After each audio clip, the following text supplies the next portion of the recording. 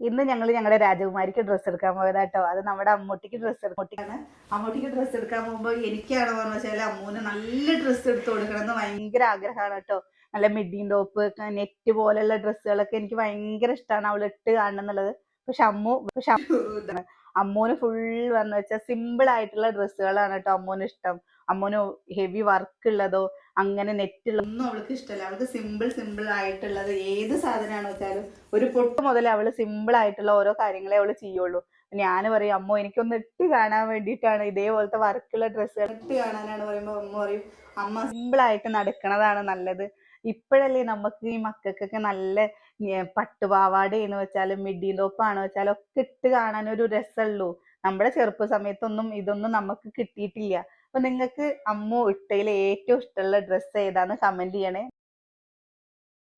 ഇന്ന് ഞങ്ങൾ ഞങ്ങളുടെ രാജകുമാരിക്ക് ഡ്രസ്സ് എടുക്കാൻ പോയതാട്ടോ.